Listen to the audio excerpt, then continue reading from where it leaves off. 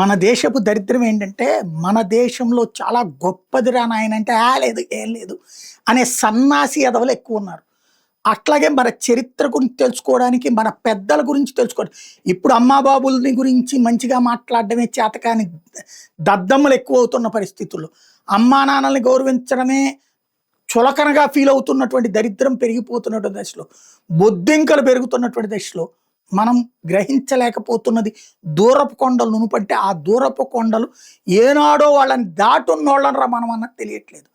ఇవాళ ఆయుర్వేద సంగతి పక్కన పెడితే సర్జరీకి సంబంధించి పితామహులుగా చెప్పుకునేటటువంటి the royal college of surgeons of Edinburgh అనేటటువంటిది పుట్టింది 1505 సంవత్సరంలో. అక్కడ ఇప్పుడు సుశ్రుతుడి విగ్రహం పెట్టారు. వాళ్ళందరికి స్ఫూర్తి ఎవరు? సుశ్రుతుడు.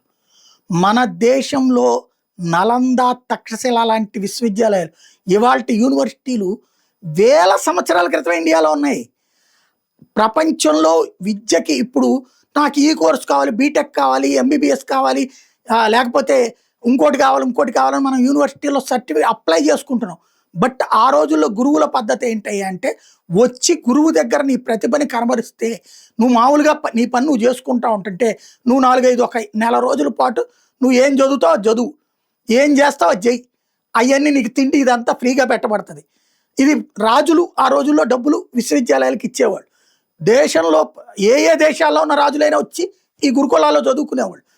వీళ్ళల్లో ఏ ప్రతిభ ఉందో గుర్తించి, అబ్బాయి నువ్వు సైనికుడిగా పనికొస్తావు, అబ్బాయి నువ్వు సైనికాధికారిగా పనికొస్తావు, అబ్బాయి నువ్వు ఇంజనీరింగ్ వ్యవస్థకు పనికొస్తావు, అంటే ఇల్లు కట్టడానికి ఇట్లాంటి వాటికి పనికొస్తావు.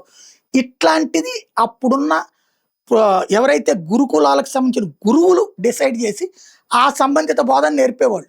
ఇది నాటి పద్ధతి, ఇది భారతీయ విధానం.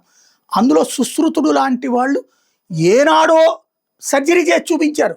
మన దగ్గర పాఠ్య పుస్తకాలను ఎత్తుకుపోయినటువంటి బ్రిటిషోడు, యూరప్ దేశాలు దాన్ని బేస్ చేసుకుని వాళ్ళు ఎదిగితే మనల్ని వెనక్కి నెట్టేశారు. బ్రిటిషోడి పరిపాలన కాలంగా జరిగిన దరిద్రం ఇది.